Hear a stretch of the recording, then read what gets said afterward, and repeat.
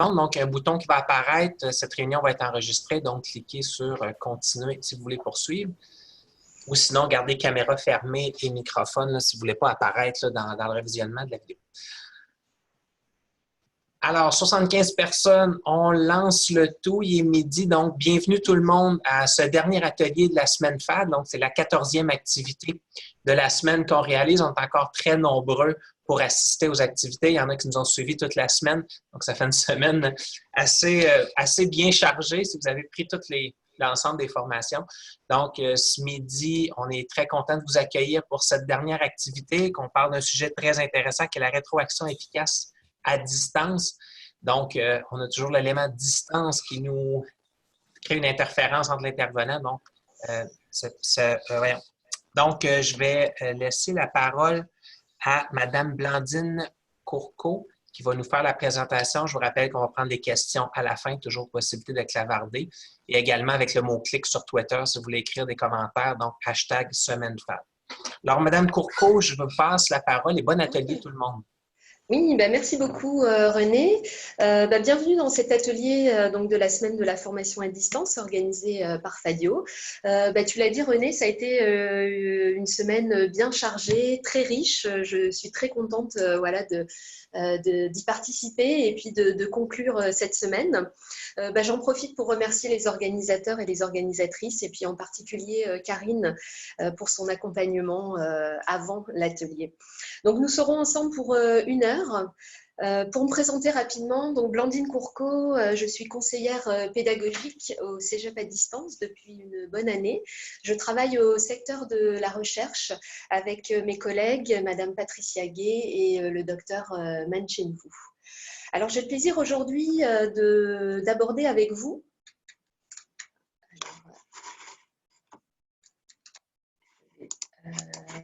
voilà.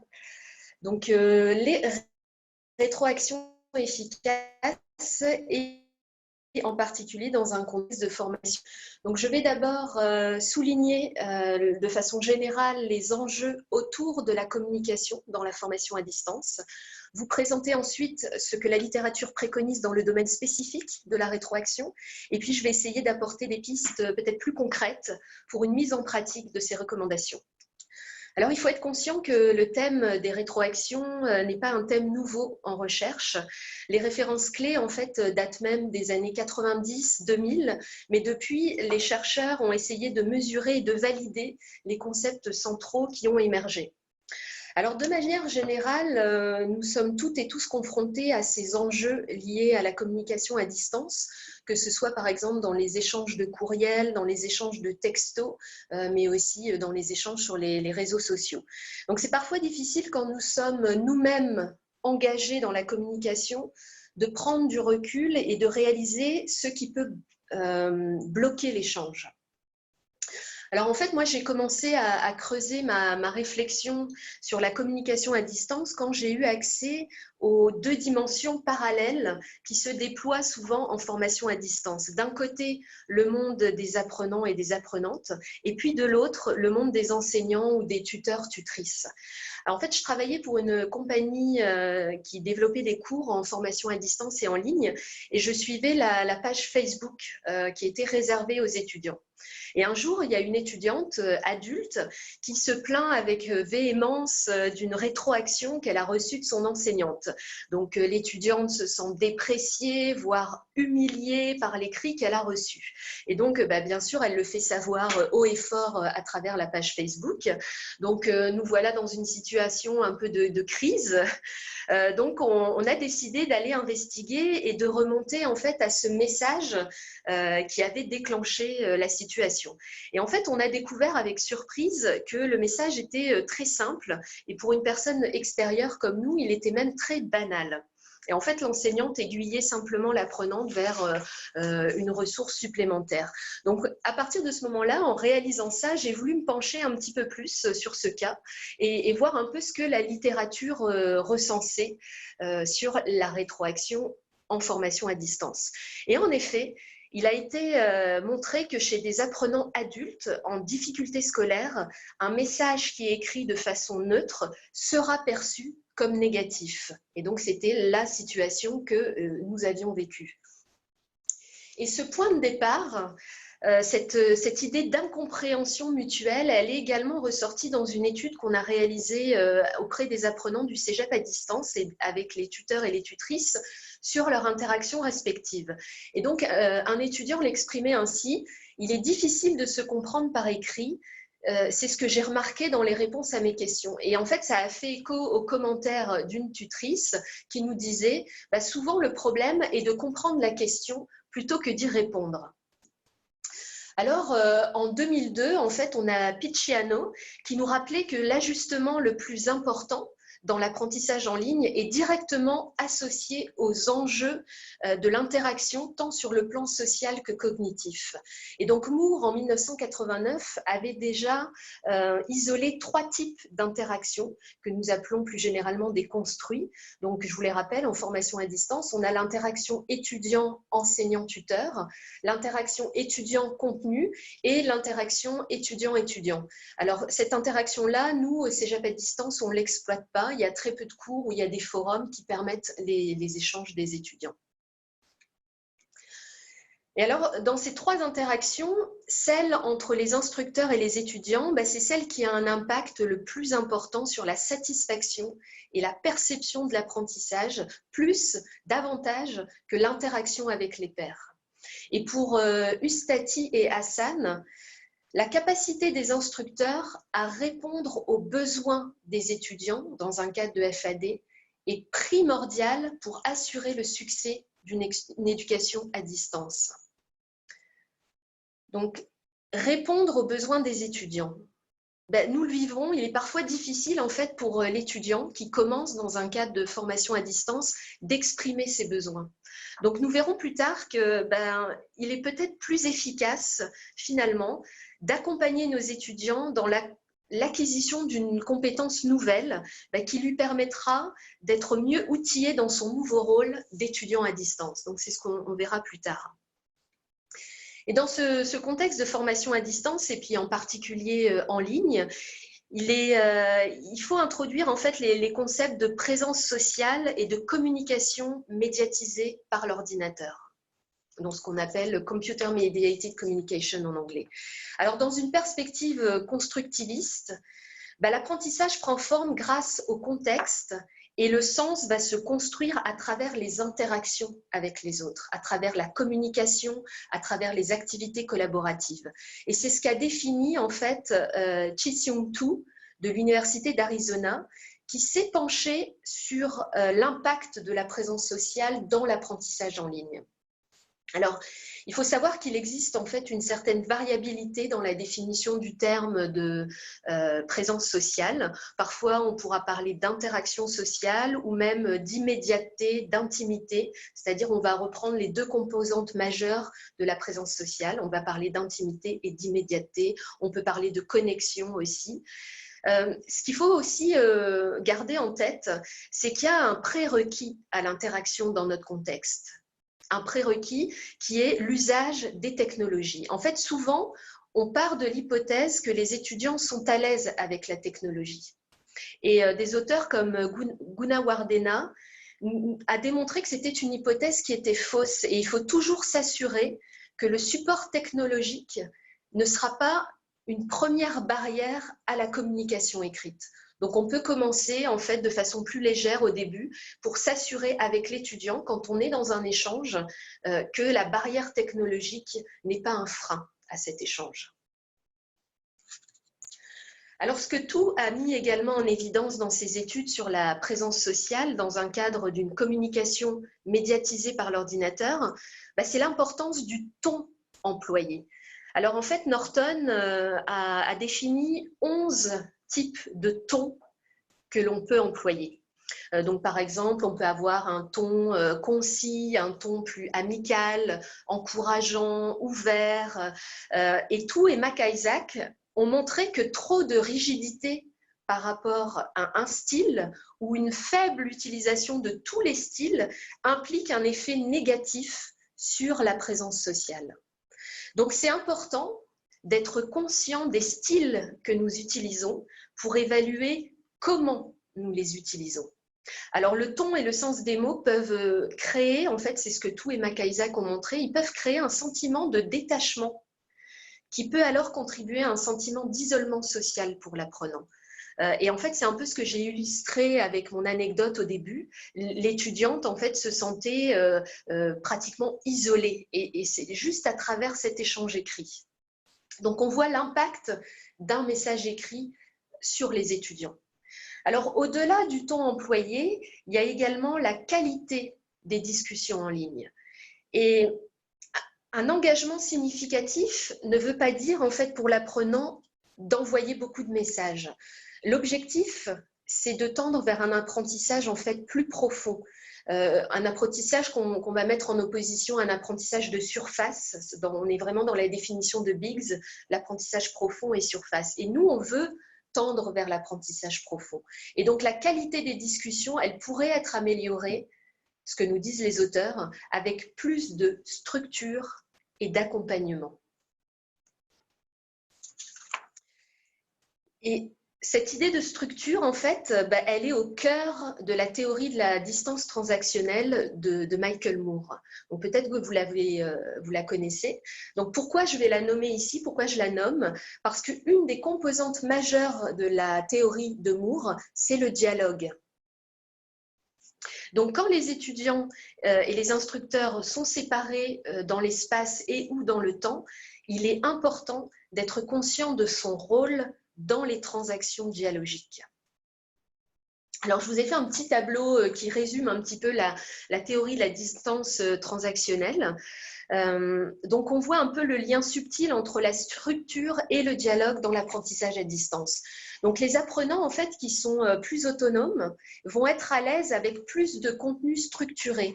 Donc, les étudiants vont se trouver ici et ils auront besoin de moins de dialogue pour recevoir l'information. Mais par contre, si l'apprenant est poussé à la limite de son autonomie, il va justement rechercher du dialogue, il voudra en fait diminuer la distance et va rechercher le dialogue. Et en tant qu'enseignant, tuteur, tutrice, c'est important d'être réceptif à ce besoin à ce moment-là. Quand l'étudiant en fait se sent dépassé par cette notion de distance, il va chercher le dialogue. Alors, on pourrait aussi ouvrir sur la théorie de l'apprentissage autorégulé, en fait, qui est dérivée de la théorie de la distance transactionnelle. Donc, la théorie de l'apprentissage autorégulé, rapidement, elle se concentre sur 4 domaines. La métacognition, la motivation, la cognition et le comportement. Alors, il y a des écrits, notamment l'écrit d'Annie Gézégou, sur se former à distance, regard sur les stratégies d'autorégulation environnementale d'étudiants adultes. Je vous le conseille, donc d'Annie Gézégou, que vous connaissez sûrement. Et en fait, il est possible de s'autoréguler en tant qu'apprenant. Le rôle de l'instructeur, en fait, à travers la communication qui va se mettre en place, c'est d'accompagner l'étudiant dans cet apprentissage. Donc, je vois, il y a des... Voilà, les gens, je regarde moins les clavardages, donc n'hésitez pas à m'arrêter si je dois faire des commentaires en direct, parce que je ne les lis pas au fur et à mesure, mais n'hésitez pas, René, n'hésite pas à m'arrêter si il faut prendre des commentaires en direct. OK, c'est bon. Très bien. Donc, justement, accompagner l'étudiant ou l'étudiante, c'est lui donner une rétroaction efficace. Alors, si on s'attarde sur la définition de la rétroaction, donc feedback en anglais, on réalise que c'est un processus social au sein duquel le discours, donc on vient de le voir, mais aussi le pouvoir et l'émotion ont un impact sur l'interprétation des messages. Et pour ce qui est du pouvoir, c'est précisément ce que Bou met en avant lorsqu'il écrit ceci. En tant qu'enseignant, instructeur, nous jugeons trop et de façon trop intense, ne réalisant pas dans quelle mesure les étudiants font l'expérience de ce pouvoir. Alors, pour ce qui est de l'émotion, l'engagement des étudiants sur le plan émotionnel va potentiellement impliquer une interprétation erronée de la rétroaction. Et là encore, c'est mon anecdote du début. Alors pour David Carles, qui travaille à l'Université de Melbourne en Australie, nous apprenons plus rapidement et plus efficacement quand nous savons clairement dans quelle mesure nous nous en sortons et ce que nous devrions faire pour nous améliorer. Mais alors quand on regarde en fait les études, il y a beaucoup d'auteurs qui mettent en évidence que pour les étudiants, quand ils lisent leur rétroaction, ils ont le sentiment que cette rétroaction ne leur permet pas de progresser, qu'elle est difficile à interpréter et qu'elle a surtout un impact négatif sur la confiance et l'estime de soi. Donc, d'où la nécessité de former les étudiants à recevoir et à comprendre la rétroaction des enseignants. Et alors, il existe souvent un décalage, et on l'a vu, donc ça c'est vraiment le point central, ce décalage entre l'intention de l'enseignant et la compréhension de l'étudiant. Et donc pour certains auteurs, nous devons d'abord comprendre comment les étudiants intègrent la rétroaction.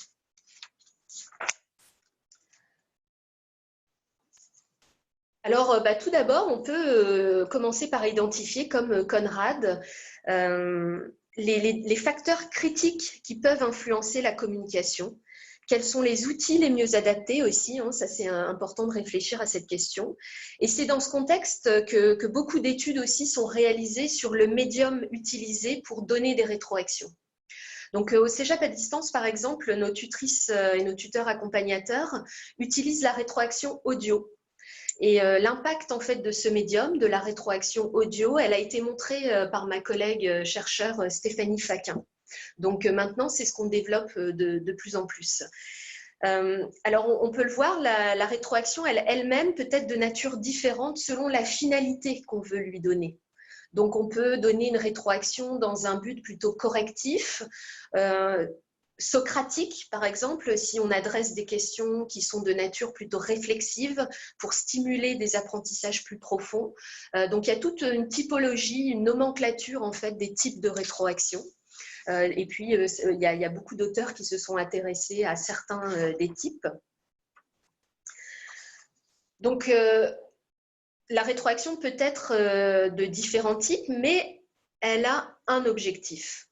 Qu'elle soit à distance ou en présentiel, le but, l'objectif d'une rétroaction, c'est de réduire le fossé entre la compréhension actuelle de l'étudiant et ce qui est attendu. Et moi, je rajouterais que la rétroaction, elle aide aussi à maintenir l'engagement de l'étudiant. Alors, cette perspective d'engagement, elle est importante. Et donc, selon Ryan et Deci, la rétroaction devrait offrir des informations qui contribuent à satisfaire les besoins de l'apprenant à se sentir compétent.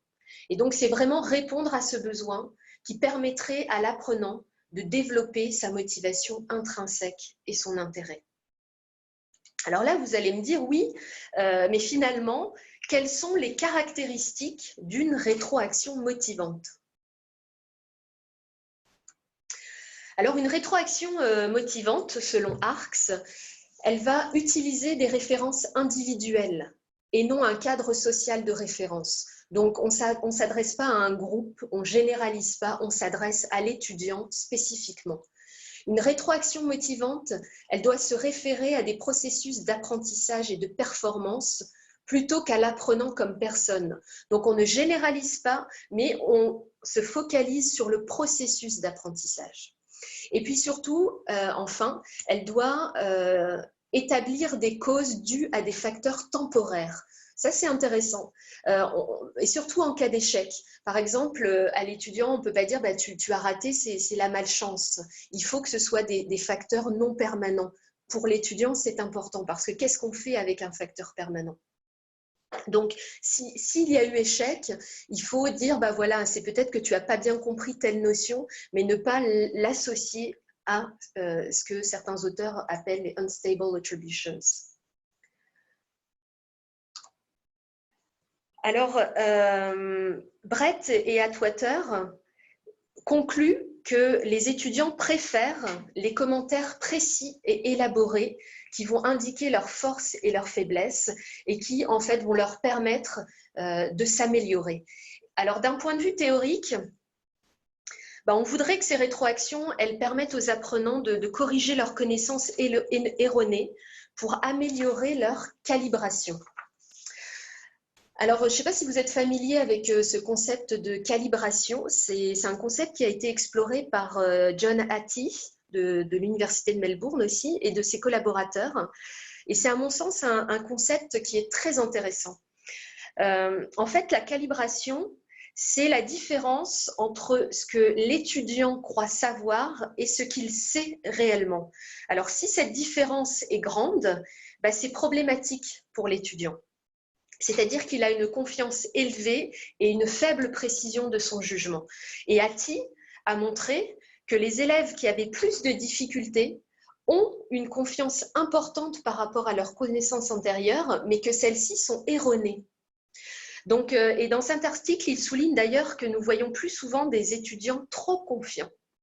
Et ça, c'est intéressant parce qu'on a l'impression que nos étudiants ont toujours un manque de confiance en eux. Mais finalement, les études montrent que la plupart du temps, les étudiants ont trop confiance en eux. Et donc, c'est un problème de calibration. Et c'est ressorti, en fait, dans un de nos projets de recherche. On avait développé un questionnaire dans le cadre d'une session intensive de mathématiques qu'on a mis en place au Cégep à distance l'été dernier. Et avant de commencer le cours, la majorité, donc on avait 32 étudiants, la majorité des étudiants qui composaient notre échantillon se disaient confiants, voire très confiants. Et moi, ça m'avait frappée parce que c'était un cours de mathématiques niveau collégial. Et donc, je m'attendais à ce que quand même on ait des retours où des gens se disent « bah non, je me sens quand même moyennement confiant ». Donc finalement, quand on commence à regarder un petit peu, on sonde nos étudiants, on se rend compte que finalement, ils ont confiance en eux, ce qui la plupart du cas est important, mais on voit que si ils ont une mauvaise compréhension de leurs connaissances antérieures, c'est là où ça peut poser problème. Donc, ils peuvent échouer à reconnaître quand ils devraient se réguler ou changer de stratégie pour augmenter la probabilité d'atteindre leur but. Donc, il est important d'évaluer, pour nous en tant qu'enseignants et d'accompagnateurs, il est important d'évaluer ce sentiment de confiance et les connaissances antérieures de nos étudiants pour avoir une meilleure idée de leur calibration. Alors, je citais John Hattie. Il a écrit en fait avec Ellen Timperley un article de référence sur la rétroaction, The Power of Feedback. En fait, ils ont mis dans cet article, hein, qui reste une référence, donc je vous ai mis à la fin la référence de l'article, je vous invite à aller le voir. En fait, ils ont mis en évidence 3 types de rétroaction. Donc, je vous ai laissé les termes anglais parce que c'est plus parlant. On parle souvent donc de feedback, mais eux, ils ont mis en avant le feed-up et le feed-forward. Donc, pour le feed-up, l'enseignant va reformuler l'objectif qui s'en vient à court terme, voire à moyen terme pour l'étudiant, pour l'aider à se restituer dans son parcours. Alors, par exemple, quels sont les objectifs? On peut le demander, en fait, et ils sont variés chez les étudiants. Par exemple, c'est est-ce que ton objectif, c'est de finir le cours? Est-ce que ton objectif, c'est de finir une séquence d'exercices sur un thème bien précis? Est-ce que c'est se préparer pour l'examen? Donc, on évalue, voilà, dans quelle direction va l'apprenant. Le feedback, c'est le retour sur le progrès effectué. Par exemple, je vois que la séquence sur tel thème a été plus longue à réaliser, que tu t'es heurté à certains obstacles. Te sens-tu à l'aise à présent avec cette notion? Reste-t-il des activités qui ne sont pas claires? Sens-tu qu'en avançant, tu es plus à l'aise dans la résolution de tel type d'activité? Donc, on resitue l'apprenant où il en est présentement et on revient sur ce qu'il a fait et sur la tâche en cours. Et enfin, il y a le feed-forward, donc celui qui, pour Hattie, a le plus d'impact. C'est d'aider l'étudiant, de dire, voilà, comment tu peux arriver à atteindre tes objectifs. Et on clarifie les étapes. Donc ça, c'est important. Il ne faut pas hésiter à demander à l'étudiant, justement, de réfléchir sur ses projets, sur ses progrès et ses projets, sur les points qui lui semblent encore flous malgré le fait qu'il progresse sur la plateforme.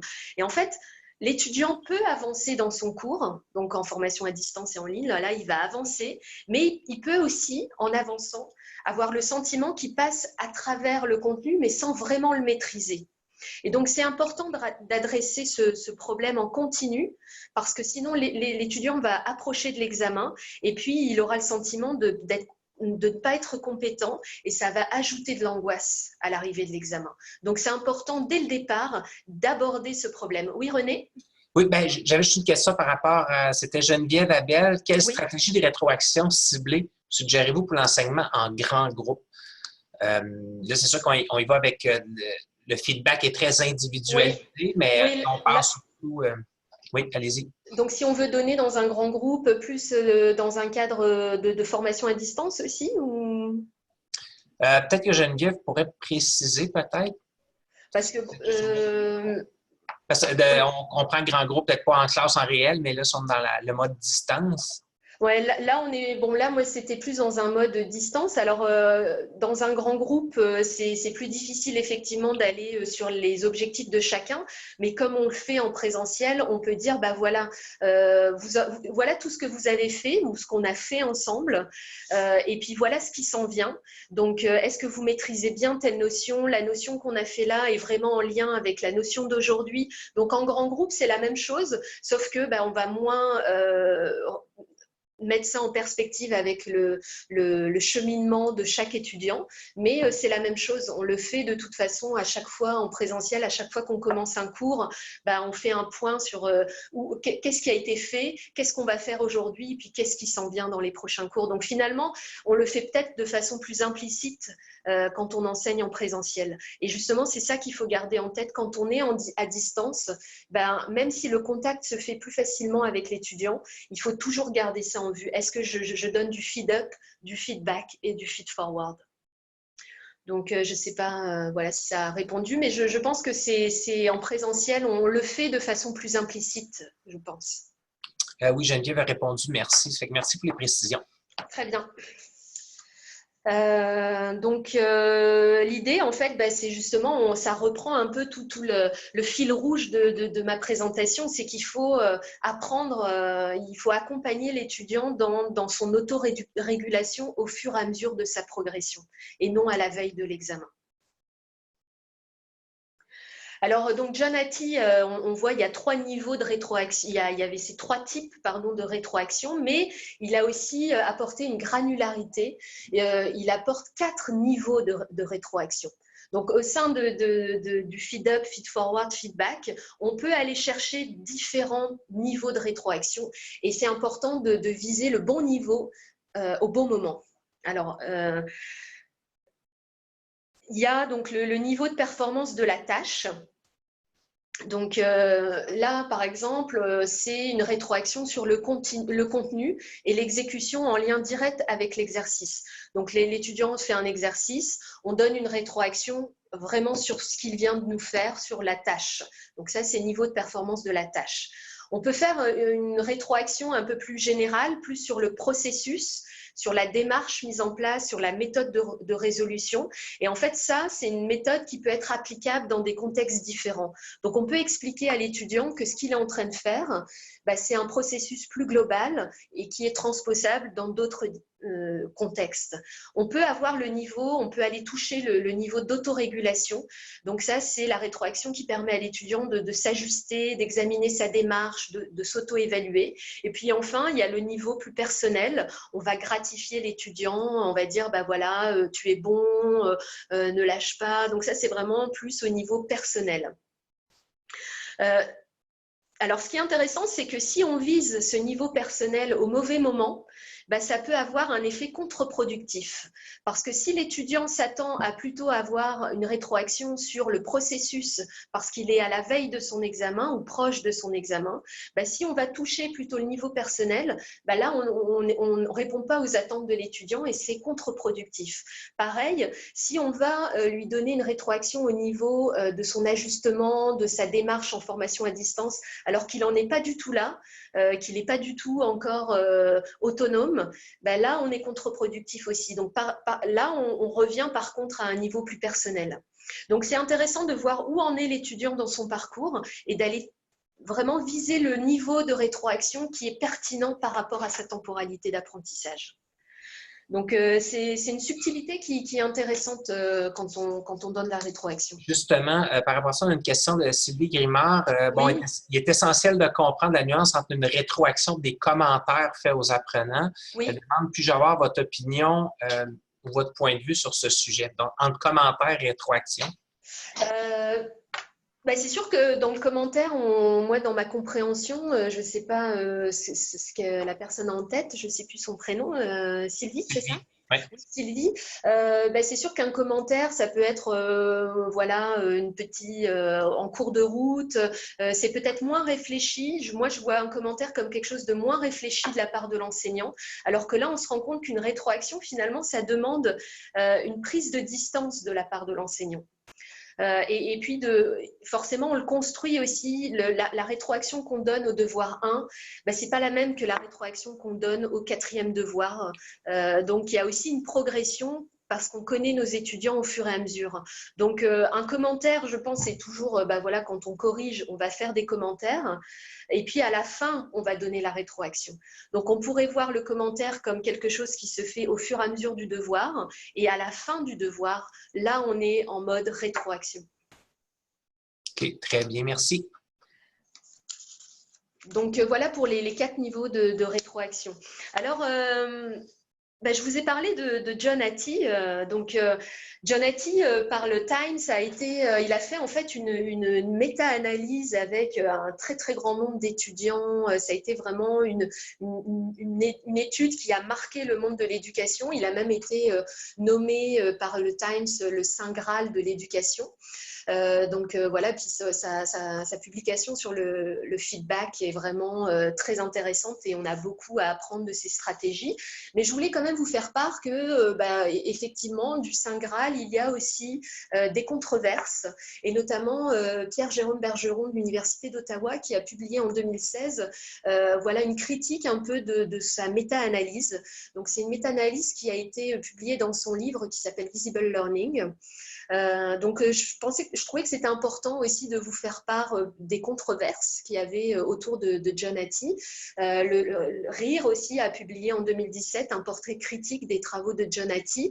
Mais ce qui est intéressant en fait autour de cette controverse, c'est que ça aussi amène une réflexion autour du thème des données probantes en éducation. Et le Centre de transfert pour la réussite éducative du Québec a mis un peu ce débat sur le tapis, a fait une concertation avec une centaine de personnes. Je vous ai mis le lien. Il y a un article qui avait été publié. Voilà le point de vue du terrain, les conditions d'un bon transfert. Puis voilà, quand on fait de la recherche dans le milieu de l'éducation, j'ai trouvé que cet article était intéressant et ça remet en perspective, voilà, c'est quoi des données probantes en éducation. Et c'est vrai que là, aujourd'hui, mon but, c'était de vous montrer un peu ce que la recherche dit des rétroactions et essayer de faire quand même des liens avec concrètement qu'est-ce qu'on peut faire. Voilà, sur le terrain, qu'est-ce qu'on en fait de tout ça. Donc, je le laisse ça là, c'est un autre débat, mais je trouvais que c'était important de vous partager ça. Donc, d'un point de vue un petit peu plus concret, voilà, on peut avoir des aspects positifs et négatifs de la communication en ligne pour la rétroaction. Alors, on peut, voilà, dans les aspects négatifs, oui, il est difficile de cerner le ton du commentaire. Donc, peut-être qu'on pourrait se dire, à ce moment-là, on peut mettre des emojis. Peut-être avec parcimonie, mais ça peut être une question qu'on se pose. Est-ce qu'on met des emojis quand on donne une rétroaction à un étudiant? Parfois, si on sent que le ton est difficile ou nous-mêmes, on n'arrive pas à jauger notre style, notre ton, peut-être qu'un emoji pourrait éviter les incompréhensions. Parfois, le dialogue n'a tout simplement pas lieu. Et la situation s'envenime des deux côtés. Hein. Je disais les deux mondes parallèles. Parfois, les directions vraiment divergent. Donc, le dialogue n'a pas lieu. Et parfois, il est même peut-être nécessaire de demander à une personne extérieure de reprendre le contrôle, d'interagir avec l'étudiant. Quand vraiment le dialogue n'a pas lieu, ça peut être une solution pour désamorcer la situation. Dans les aspects négatifs de cette communication en ligne, il y a peut-être aussi, du point de vue des étudiants, la difficulté de s'exprimer par écrit, la barrière du français aussi, la peur d'être jugé dans son français. Donc là, c'est aussi important de mettre à l'aise les étudiants. Il y a des aspects positifs, hein. Je vous ai mis des petits points et puis là, je pense que chacun peut aller de son ressenti. Dans les aspects positifs, il y a moins de barrières peut-être pour l'étudiant, le fait de communiquer à distance et en ligne. La distance peut favoriser ce qu'on appelle la désaffection du rapport au savoir, c'est-à-dire que la distance va permettre aussi de mettre moins d'émotions dans son rapport au savoir. Parfois, c'est bénéfique. Et puis, du point de vue de l'enseignant, du tuteur ou de la tutrice, le fait que ce soit aussi parfois en asynchrone, en différé, le temps de réflexion que ça laisse aussi à l'enseignant. Ça, c'est un aspect aussi qui peut être positif. On a du recul aussi en tant qu'enseignant et puis c'est quelque chose de positif. Je vois, il y a un petit commentaire, on verra ça après. Donc, voilà, je vous laisse continuer à remplir le tableau en fonction de votre expérience. Je vous l'ai dit, il y a deux perspectives hein, qui peuvent être parfois difficiles à harmoniser dans un contexte de formation à distance. Alors,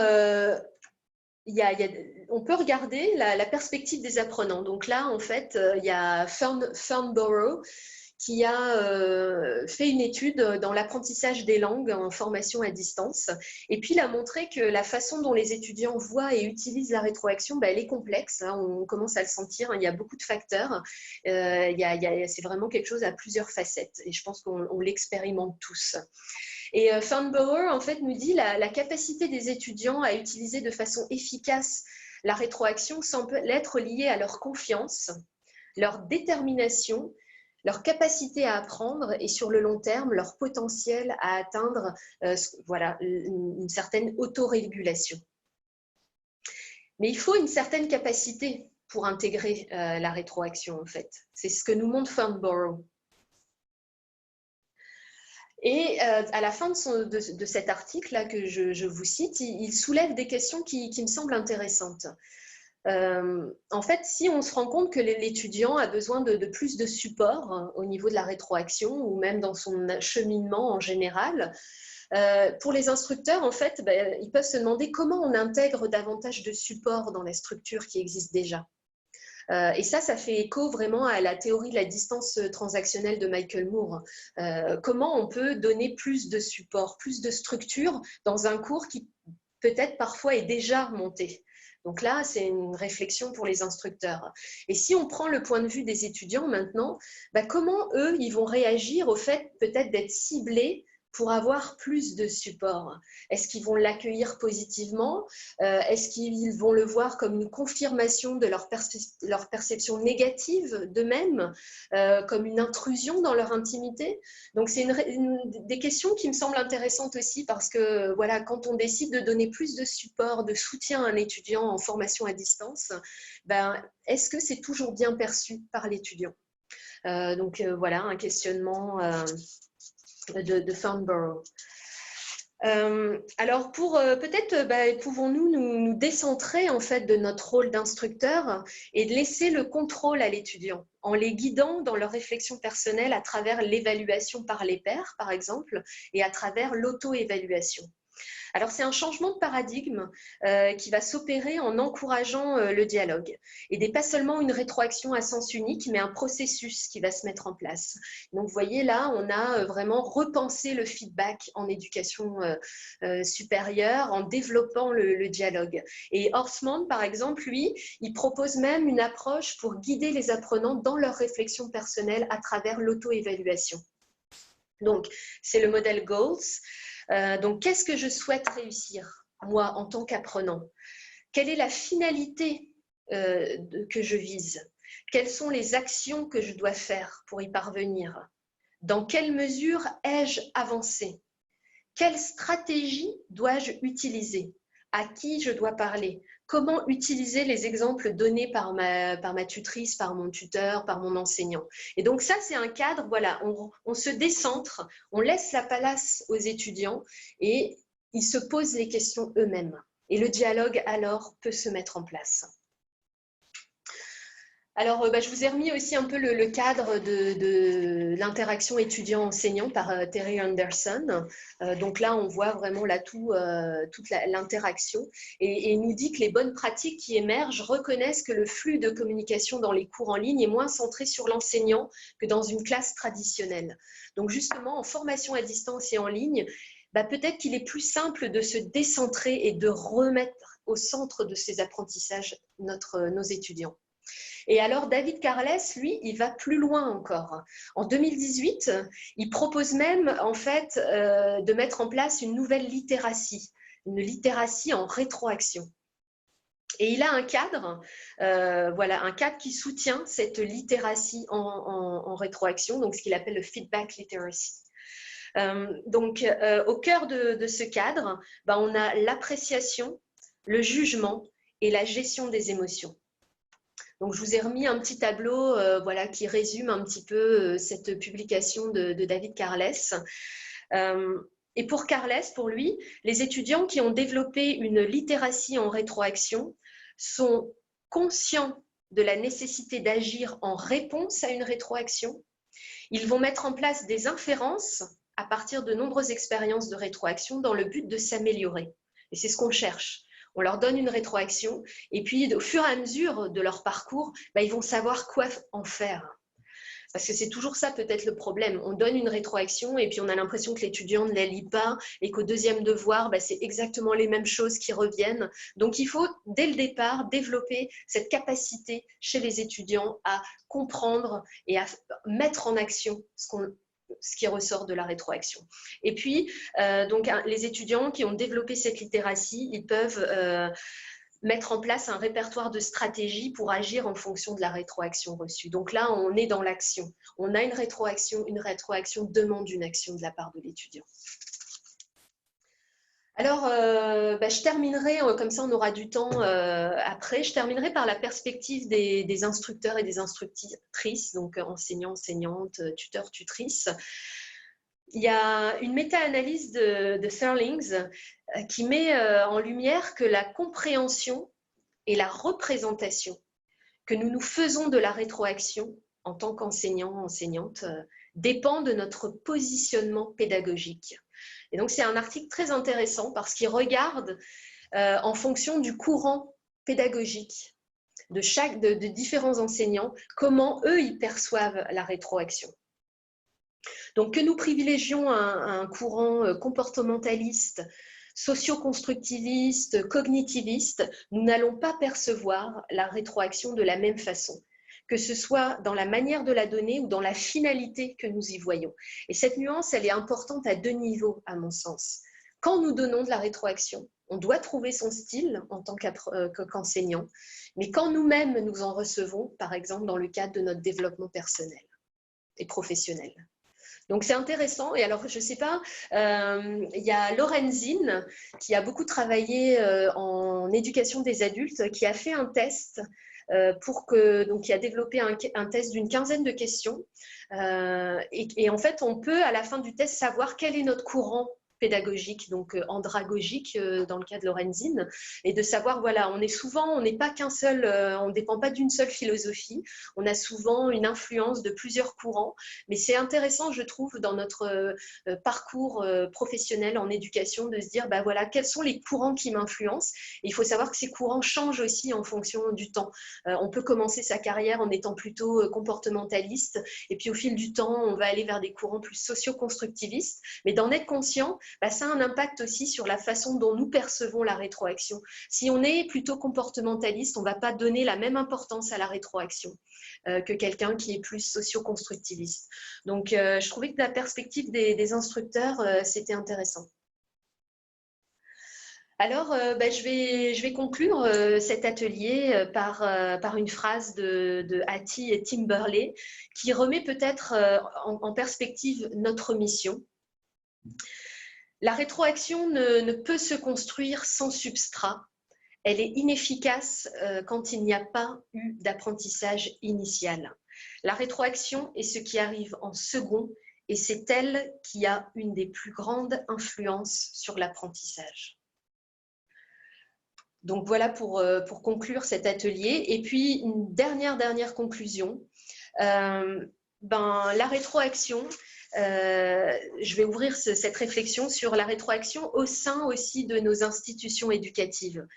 De la même façon, nous pouvons, dans une perspective de développement personnel et professionnel, construire un climat qui permette une rétroaction authentique et productive en mettant l'accent sur différents aspects, comme la valorisation des erreurs, accueillir la vulnérabilité, accorder de l'importance aux relations interpersonnelles, clarifier les attentes, partager des idées de développement et construire une infrastructure permettant la collaboration.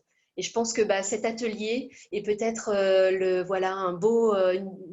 une belle concrétisation de cette collaboration dans une perspective de développement personnel et professionnel. Donc la rétroaction, elle se fait à tous les niveaux, avec les étudiants et puis aussi au sein de nos institutions, au sein de nos vies professionnelles. Donc merci beaucoup. J'ai du temps pour les questions. Oui, merci beaucoup. Oui, la rétroaction doit être organisée, c'est ce qu'on vient de voir un peu. C'est pas quelque chose d'aléatoire et intuitif. Donc, au fil du temps, on construit notre expertise en tant que formateur par rapport à la rétroaction. Si des gens ont des questions, vous pouvez l'inscrire dans le clavardage. On a un document, on avait plusieurs commentaires d'ailleurs par rapport à ce qui était présenté. On avait entre autres, je ne l'ai pas vu passer, il y avait une question d'un livre. C'était quoi la ressource? Puis j'essaie de remonter dans le clavardage. Oui, j'ai mis après toutes les références. OK, donc, parfait. Voilà, je vous ai mis un résumé. Alors, c'est sûr que c'était peut-être un peu magistral. Je vois un peu passer les commentaires. C'était peut-être un peu plus magistral, mais c'était difficile. Voilà, je vous ai mis à la fin des réflexions plus pour vous. Je pense qu'on a chacun une perspective qui nous est propre dans la façon dont on donne aussi les rétroactions. C'était plus compliqué d'échanger à travers ça. Moi, je voulais vous donner vraiment les pistes de la recherche et puis vous en faites ce que vous voulez. Mais il y a beaucoup de littérature autour de ça, donc c'est toujours intéressant de la partager. Donc, il y a une belle intégration. Je vais faire justement une activité en rétroaction avec les enseignants dans 2 semaines. Donc, j'ai pris quelques captures parce qu'on va le réintégrer plus systématique, surtout les 3 façons Cathy présente. Parce qu'après, on peut justement réfléchir dans certains cas et puis faire des mises en pratique, de dire, dans tel cas, quel niveau je viserai. Donc, effectivement, là, à partir de cet atelier plus théorique, il y a beaucoup plus d'ateliers pratiques qu'on pourrait imaginer, effectivement. On a une question de Alizé dans 10 minutes. Je vais remonter le clavardage, ça défile. Alizé nous demande comment mesurer justement en tant qu'enseignant si on se perçoit à notre bon niveau de rétroaction. Est-ce qu'il y a des exercices concrètement pour s'auto-évaluer? On parlait de la perception, l'étudiant se pense meilleur que ce qu'il est. Est-ce qu'il y a la même chose pour l'enseignant? Oui, c'est une question très intéressante. Effectivement, j'ai pas trouvé. On peut trouver des grilles, pour suivre un petit peu les étapes, mais j'ai pas trouvé avec tous les niveaux de IT. Mais on pourrait le construire, effectivement, se faire notre propre grille comme aide-mémoire et de se dire bon alors est-ce que j'ai visé ça. Donc on pourrait le construire, effectivement, ce serait intéressant. Il y en a peut-être, j'en ai pas trouvé là, mais effectivement, ce serait intéressant d'avoir ça à côté pour s'auto-évaluer en tant qu'enseignant. Donc, il y a Marie-Claire ici qui va travailler aussi avec des enseignants en FAD, donc elle va réutiliser les points qui ont été apportés. Donc, c'est vraiment intéressant par rapport à la recherche. C'est vraiment souvent dans la formation à distance, ce point-là est peut-être plus un peu laissé aller. Donc, il faut vraiment focusser quelque chose parce que par rapport à la réussite, à la rétroaction, Jonathan le mentionne très bien, il faut qu'elle soit bien ciblée, puis ça continue vraiment l'apprentissage de l'étudiant. On parlait d'être concret par rapport à l'apprentissage de cet étudiant-là, qu'on donne un feedback, en fait, pour l'accrocher. Ça fait que c'est très intéressant. Donc, les gens continuent à écrire. Je ne sais pas s'il y en a qui ont des questions, donc on a encore un peu de temps. Oui, je ne sais pas si dans le document, dans le Google Doc, il y a eu des questions. Mais en fait, la plupart des questions posées et commentaires, on les transfère dans effectivement, j'ai les deux là, à côté. On parle de Anne-Marie Lafortune, dit les étudiants auraient aussi intérêt à étudier les styles de communication Norton 1986 et visionner cette présentation. Belle possibilité de discussion avec eux en classe, une activité de classe très intéressante sur comment bien communiquer. On voit les références. Oui, on demandait les références, oui. Donc, M. Loisel, il a mis aussi dans les commentaires une correction audio qu'il a déjà fait comme en exemple. Donc, les gens ont pu aller visionner. On dit merci pour le partage. Donc, les gens... Oui, un climat de confiance, effectivement. Ouais. Et puis, donc, les attentes et les besoins, voilà, connaître les besoins de nos étudiants, leurs attentes. Et comme je le disais, ce n'est pas toujours évident pour les étudiants d'exprimer leurs besoins au début, surtout quand c'est leur première expérience de formation à distance. Donc, on parlait le médium utilisé aussi peut être une barrière en soi. Oui, c'est ça.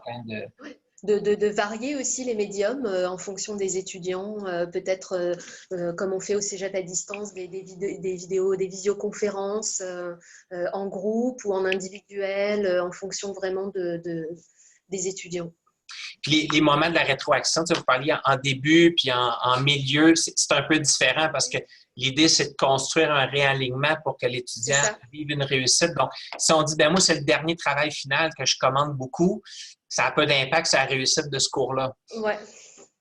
Donc, ouais, c'est ça. C'est donc remettre toujours dans la temporalité de se dire c'est pas à la fin parce que la pression va monter, l'angoisse chez l'étudiant va monter et là il va peut-être être moins capable d'aller interpréter la rétroaction qu'on va lui faire parce qu'il sera peut-être plus focalisé avec le stress, donc prendre plus négativement, ça va renforcer son sentiment d'incompétence. Donc effectivement l'accompagner dès le début et puis mettre en place cette littératie de rétroaction chez l'étudiant. Est-ce qu'il y a des personnes qui voudraient poser une question, s'exprimer? Je sais que ça roule dans les deux endroits. Il y a des commentaires. Oui, il est aussi important de rendre la rétroaction utile en assurant que les étudiants puissent l'intégrer adéquatement. Une note est aussi une forme de rétroaction en soi. Faire attention de ne pas les publier à minuit ou un vendredi soir. Donc, le moment d'impact aussi est quand même intéressant. Oui, effectivement, on parlait de temporalité. Voilà, à quel moment l'étudiant va être le plus apte à la recevoir. Oui. Ah oui, la référence d'Annie Gézégou, je pourrais vous la mettre, je l'ai dit à l'oral, c'est publié chez l'Harmattan 2010. Voilà, c'est son recueil Se former à distance, regard sur les stratégies d'autorégulation, c'est chez l'Harmattan 2010. Donc, on pourra la présentation va être disponible donc d'ici quelques jours, le temps de compiler toutes les vidéos, de les rassembler. La présentation aussi va être incluse. Donc, et les liens, s'il y a des questions qui ont été répondues, on va tous joindre ça ensemble. J'invite les gens d'ailleurs à noter l'atelier. Donc, je ne sais pas si Julie a déjà mis le lien. Donc, à laisser vos commentaires pour cet atelier-ci, donc un petit sondage. Ça conclut en fait notre semaine de la FAD, donc avec cette activité sur la rétroaction avec Mme Blandine Courcot. Donc, on apprécie beaucoup cette présentation. Un gros merci. Donc, ça va faire réflexion. Ce que je comprends, c'est que les gens vont faire du pouce avec ça pour les intégrer dans leur pratique. Je ne sais pas si Mme Côté, aviez-vous... OK, vous nous faites un beau bye-bye, donc merci de nous avoir suivis. Bien, merci tout le monde. Donc, ça conclut cette magnifique semaine. Merci de nous avoir suivis. Vous avez été nombreux et nombreuses. On a eu un beau partage. On parle de co-construction, de partage. Donc, effectivement, je pense que seul, c'est vrai qu'on va plus vite, mais toute la gang ensemble, on co-construit et on va beaucoup plus loin dans nos réflexions. Donc, c'est un beau partage d'expertise. Fait que, bien, merci beaucoup, Mme Courcot. Merci à vous. Merci à tout le monde. Merci pour la présence. Merci. Ça fait que bye-bye tout le monde. On va mettre fin à l'enregistrement.